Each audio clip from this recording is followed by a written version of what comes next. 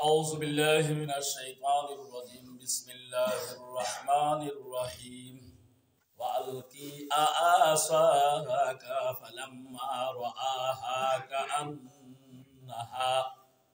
كأنها فلما رأوها تهتز كأنها جن ولا مدبرا ولم يعقب يا موسى لا تخف إني لا يخاف لدي المرسلون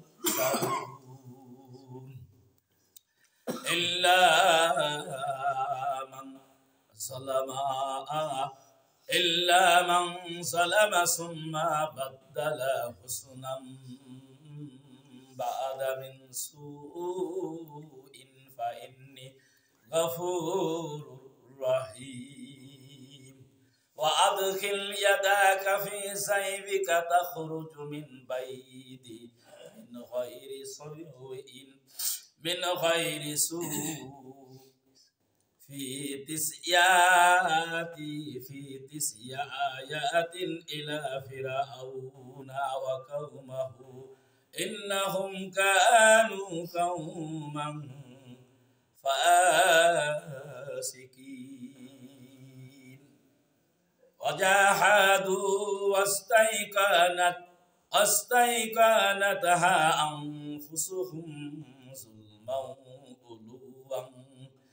علوا كيف كان عاقبة المفسدين ولقد آتينا داود وسليمان علما وقال الحمد لله الذي فضلنا على كثيرا بعباده المؤمنين صدق الله العلي العظيم সম্মানিত মুরব্বী کرام ভাইরা সকলকে জানাই সালাম আসসালামু আলাইকুম ওয়া রাহমাতুল্লাহ ওয়া আলাইকুম আসসালাম আল্লাহ রাব্বুল আলামিনের দরবারে শুকরিয়া আদায় করি যে আল্লাহর মহান হুকুম সালাতুল ফজরের নামাজ আল্লাহ কবুল করলেন মঞ্জুর করলেন আল্লাহ ঘরে এসে নামাজটা আদায় করার সুযোগ করে দিলেন আমরা আসতে পারলাম যে আল্লাহ কবুল করলেন সে আল্লাহর দরবারে একটু শুকরিয়া আদায় করিনি সকলে বলি আলহামদুলিল্লাহ আলহামদুলিল্লাহ নবী সাইয়্যিদুল মুরসালিন রাহমাতুল লিল আলামিন শ্রেষ্ঠ নবী শ্রেষ্ঠ মানুষ সেই নবীর প্রতি দরুদ ও সালাম পড়ি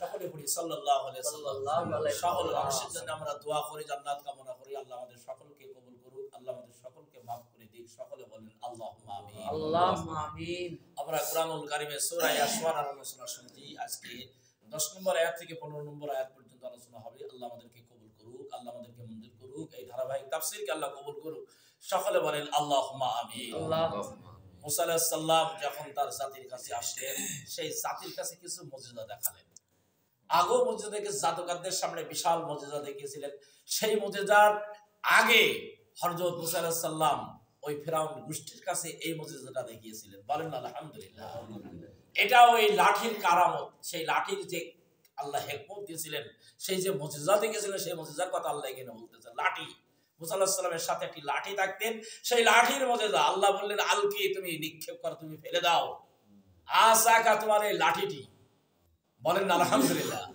মুসার সামনে ফিরাউনের সামনে হারুনের সামনে হামানের সামনে তার মন্ত্রী পরিষদের সামনে এই লাঠিটি তুমি ফেলে দাও ফালকা যখন ফেলে দিলেন আসাকা লাঠিটি ফালাম্মা রাআ তখন তিনি দেখলেন তাতাজু ওই লাঠিটি নড়াচড়া করছে মোটর খাচ্ছে মানে কি ছুটাছুটি করছে এটা উনি দেখতে পেলেন কান্না হা জান্নু ওয়ালা মুদবি কান্না হা জান্নু ওয়ালা আল্লাহ মুদবিরা মুসা আলাইহিস সালাম ওই লাঠিটি দেখে ছুটাছুটি করা দেখে মোচড় খা দেখে উনি ভয় পেয়ে ফিরে ছুটলেন পেছন ফিরে চলছেন আলাম ইয়াকিব এবং তিনি পেছনের দিকে আর তাকালেন না লাঠি ফেলে দিয়েছে মানে আরাম সাপ চিকন সাপ হয়ে গেছে মানে একেবারে চিকন সাপ জান্নু বলা হয়েছে চিকন সাপ এই সাপে বর্ণিত যখন এগুলো ছুটাছুটি করছে মনে হচ্ছে কামড়ে দেবে সেদিন আর পেছন ফিরে ছুটলেন আর পেছনের দিকে তাকালেন না তখন আল্লাহ বলছে ইয়া মুসা লা থাক তুমি কোনো ভয় করো না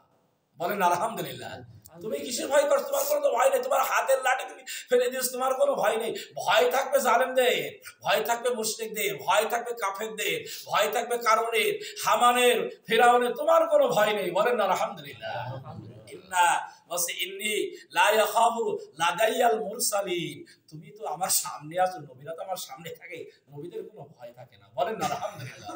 নবীদেরকে আমি সবসময় সামনে নিয়ে বেড়াই, এদের কোনো ভয় নেই, এদের কোনো চিন্তা নেই। এভাবে আল্লাহ রাব্বুল আলামিন মুসা আলাইহিস সালামকে সাহস দিয়ে দিলেন। আল্লাহ বলছে হ্যাঁ, তবে ইল্লা মান যালামা, যারা মানুষের উপর অত্যাচার করে, জুলুম করে, তাদের ভয় আছে। আছে কি নেই?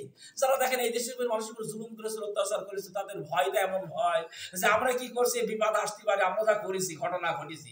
নাকি ফিরআউনের ভয় ছিল, কারুনের ভয় ছিল, হামানের ভয় ছিল। কারণ কি? তারা আল্লাহর হুকুম তারা মানেনি, আল্লাহর নবীর কথা তারা মানেনি, মুসা আলাইহিস সালামের কথা তারা মানেনি। এই জন্য তাদের ভয় ছিল। আল্লাহ বলছে কাফেরদের ভয় থাকে, মুশরিকদের ভয় থাকে, জালেমদের ভয় থাকে, বেনামাজিদের ভয় থাকে, যারা আল্লাহকে মানে না, খোদাকে যারা মানে না, তাদের ভয় থাকে। আল্লাহ বলছে তারপরেও যদি এরা ফিরে আসে, এই কাফের বেঈমান, সুম্মা বাদদাল্লা হুসুনাম বাদা মিন সুই, আল্লাহ বলছে অপরাধ করার পরেও, অনেক অপরাধ হয়ে গেছে, তারপরেও যদি ফিরে আসে, আমি আল্লাহ রাব্বুল আলামিন তাদের গুনাহগুলো নেকিতে পরিণত করে দেব। বলেন না সুবহানাল্লাহ। আল্লাহ কত মেহেরবান। ফাইন্নী গফুরুর রহিম, আমি আল্লাহ অত্যন্ত ক্ষমাশীল, অত্যন্ত দয়ালু, অত্যন্ত মেহেরবান। বলেন না আলহামদুলিল্লাহ। আল্লাহ এখানে একটি মুজিজার কথা বলে, আরেকটি মুজিজার কথা আল্লাহ আরেকটি আয়াতের ভিতরে বলতেছেন। কি মুজিজার কথা দেখেন এখানে, আরেকটা মুজিজা আল্লাহ রাব্বুল আলামিন মুসা আলাইহিস সালামের সামনে, মুসা আলাইহিস সালাম ফিরআউনের সামনে পেশ করে দিলেন। সেই মুজিজাটা হলো কি? আল্লাহ বলতেছেন ওয়াদখিল, তুমি বের করো, তুমি বের করে দাও, ওয়াদখিল, তুমি বের করে দাও কি ইয়াদাকা, তোমার হাত, ফি জাইবিকা, বগলের নিচে রেখে তোমার হাতটা তুমি বের করে দাও। বলেন আলহামদুলিল্লাহ। বের করে দিয়ে তুমি কি দেখলো? তাখরুজু বাইদাও মিন তাখরুজু বাইদান, তোমার হাত একেবারে চকচক চকচক চকচক চকচক করবে, ঝিকমিক ঝিকমিক করবে। সূর্যের আলো যেমন আলোকিত হয়ে গেছে, এমন ভাবে ফিরআউনের সামনে, কারুনের সামনে, হামানের সামনে, ফিরআউনের মন্ত্রী পরিষদের সামনে, ফিরআউনের অনুসারীদের সামনে সবগুলো ঝিকমিক ঝিকমিক করতে লাগলেন। দেখে তারা আশ্চর্য হয়ে গেলেন। বলেন না সুবহানাল্লাহ। আল্লাহ এরকম মুজিজা আছে মুসা আলাইহিস সালামের দিয়ে দেখালেন। বাসে গায়রে মিন এই মুজিজা দেখালে তোমার কোনো কষ্ট হবে না, তুমি বের করো, দেখি এক রাস্তা হয়ে যাবে। ফি তিসা আয়াতিন, আল্লাহ বলছে ফি তিসআতি আয়াতিন, আল্লাহ বলছে এরকম মুজিজা একটা দেখাই মুসা আলাইহিস সালাম 9টা মুজিজা দেখিয়েছিলেন। বলেন না আলহামদুলিল্লাহ। ফিরআউন গোষ্ঠীর আল্লাহ বলছে যে এমন পরিমাণ দুর্ভিক্ষ দেখা দিলে, দুর্ভিক্ষ দেখা দেওয়ার কারণে ফিরআউনের গোষ্ঠীর সব লোকেরা মুসার কাছে, মুসা তুমি আমাদের জন্য দোয়া করো, না আমাদের এই দুর্ভিক্ষ দেখবেন। সেই দুর্ভিক্ষের হাত থেকে আল্লাহ রাব্বুল আলামিন ফিরআউন গোষ্ঠীকে মাফ করেছিলেন। বলেন না আলহামদুলিল্লাহ। তারপর আবার এখন বেপরোয়া হয়ে গেলেন। আল্লাহ বলেন এমন পঙ্গুবল পাঠালাম, সেই পঙ্গুবল পেটে কি করলেন, সব ফসল যেখানে যা ছিল সব খেয়ে টুকরা টুকরা করে ফেললো। আর বারো মুসা আলাইহিস সালামের কাছে আসলেন, মুসা আলাইহিস সালামের কাছে দোয়া করতে গেলেন। মুসা আলাইহিস সালাম দোয়া করলেন, সেই পঙ্গুবল সরে গেলেন। আবার কিছুদিন পরে আবার তারা বেঈমান হয়ে গেলেন। আল্লাহ বলেন এইভাবে তাদের উপর রক্ত প্রবাহিত করে দিলাম, ব্যাঙের উৎপাত দিয়ে দিলাম। এভাবে আমি আল্লাহ রাব্বুল আলামিন তাদের একের পর এক ফসলের ক্ষয়ক্ষতি এবং বিপদ আপদ চাপিয়ে দিলাম, বন্যা ঝড় দিয়ে আল্লাহ বলেন এই জাতিকে আমি ধ্বংস করলাম। তারপরও তারা কথা মানেনি। বলেন না নাউজুবিল্লাহ। কারণ কি? ফিরআউন গোষ্ঠীরা কোন সময় কোন অবস্থায় তারা আল্লাহর হুকুম মানতে চায় না, কোন সময় তারা আল্লাহর হুকুম মানতে চায় না। আল্লাহ বলেন ইন্নাহু কানু কওমান ফাসিকিন, নিশ্চয় ফিরআউন গোষ্ঠী ছিল একজন পাপাচার গোষ্ঠী, পাপাচার ফাসিক গোষ্ঠী, নাফরমানি গোষ্ঠী। আল্লাহ বলেন ফাসিক কার বলা হয়? যে প্রতিদিন কোনো না কোনো অন্যায় কাজ করে, জুলুমদের কাতারে পড়ে যায়, এমন এমন অন্যায় সে করে ফেলে, এদেরকে ফাসিকি কাজ বলা হয়। গুনাহকে কিছুই মনে করে না, গুনাহকে মনে করে নেকির কাজ। এরা মনে করে যদি কেউ গুনাহ করে ফেলে, আল্লাহ বলেন এটা হচ্ছে ফাসিক সম্প্রদায়। বলেন না নাউজুবিল্লাহ।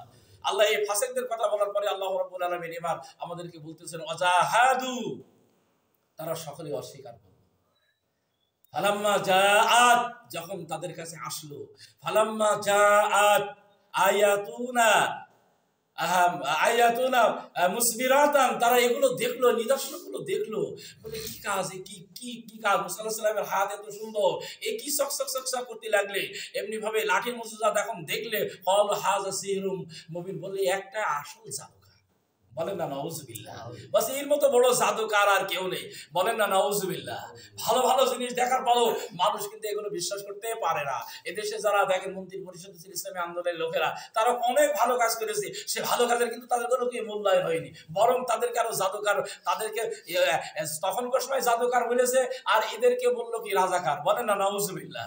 রাজাকার বলে এমনি বলল ভাষে রাষ্ট্রদ্রোহী মামলা দিয়ে তাদেরকে কত কিছু জুলুম অত্যাচার করলো।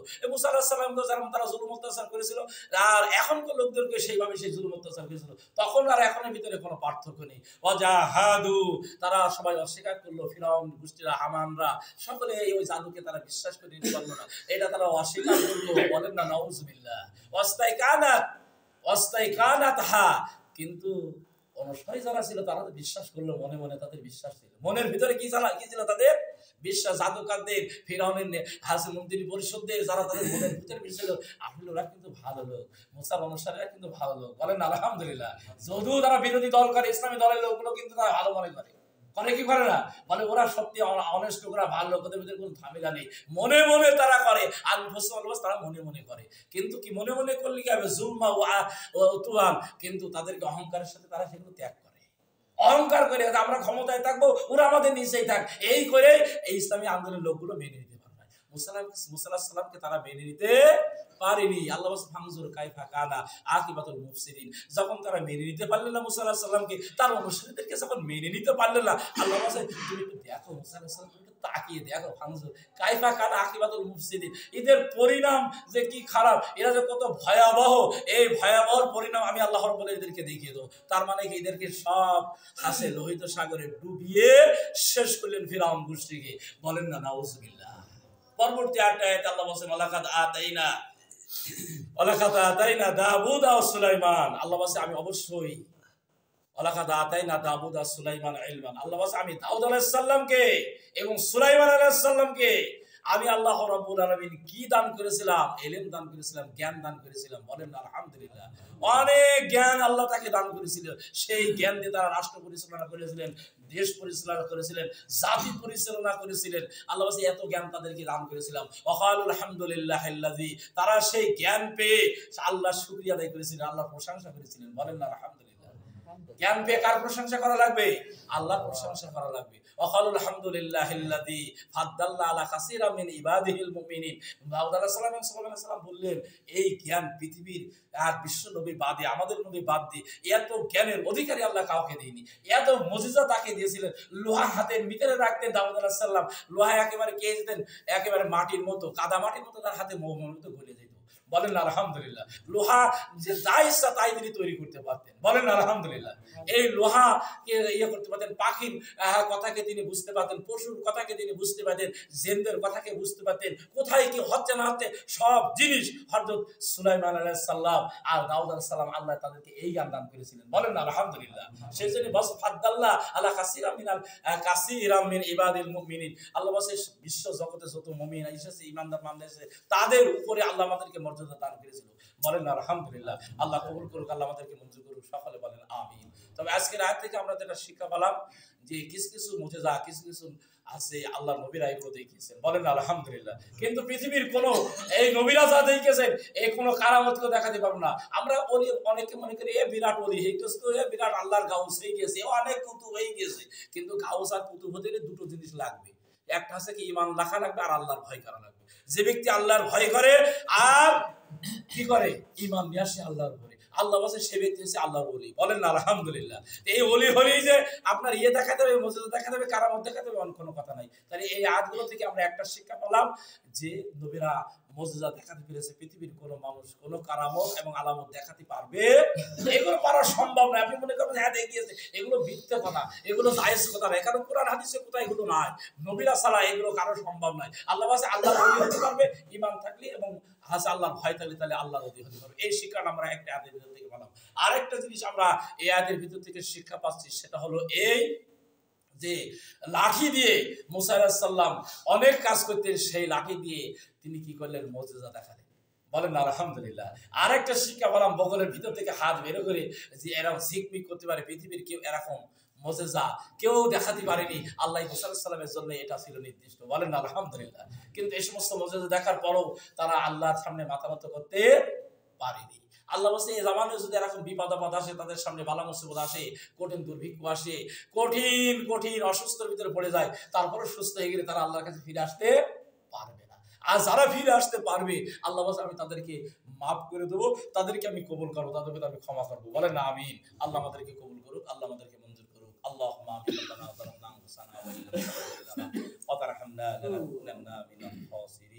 رب ارحمهما كما ربياني صغيرا রব্বি ইশরাহ লি সাদরি ওয়া ইয়াসসির লি আমরি ওয়াহলুল উকদাতাম মিন লিসানি ইয়াফকাহু কাওলি। হে আল্লাহ, আমরা যাই কিছু তেলাওয়াত করলাম, পাঠ করলাম, আলোচনা করলাম, সবগুলো আল্লাহ তুমি কবুল করে নাও। এর উসিলায় আল্লাহ তুমি আমাদেরকে মাফ করে দাও। আল্লাহ আমাদের আপনজনদেরকে আল্লাহ তুমি ক্ষমা করে দাও। আল্লাহ তোমার প্রিয়তম বান্দাদের ভিতরে আল্লাহ আমাদেরকে তুমি কবুল করে নাও। আল্লাহ আমাদের অশান্তিগুলো আল্লাহ তুমি শান্তিতে পরিণত করে দাও। আল্লাহ আমাদের অসুবিধাগুলো আল্লাহ তুমি সুবিধা করে দাও। আল্লাহ আমাদের একটি ভাই আসাদুল্লাহ অসুস্থ, আল্লাহ তুমি তাকে সুস্থতা করে দাও। আল্লাহ তুমি তার জানমালের বরকত দান করে দাও। আল্লাহ যতদিন দুনিয়ায় আল্লাহ তুমি থাকার সুযোগ হয় ঈমান আমলের সাথে, আল্লাহ সুস্থতার সাথে আল্লাহ তুমি তাকে কবুল করে নাও। আমাদের সকলকে আল্লাহ তুমি কবুল করো। আল্লাহ আমাদের সকলকে আল্লাহ তুমি মঞ্জুর করো। আল্লাহ তোমার প্রিয়তম বান্দাদের ভিতরে আমাদেরকে তুমি কবুল করে নাও। তাকাব্বাল মিন্না ইন্নাকা আনতাস সামিউল আলিম ওয়া তুব আলাইনা মাওলানা ইন্নাকা আনতাত তাওয়াবুর রহিম। লা ইলাহা ইল্লাল্লাহ মুহাম্মাদুর রাসূলুল্লাহ।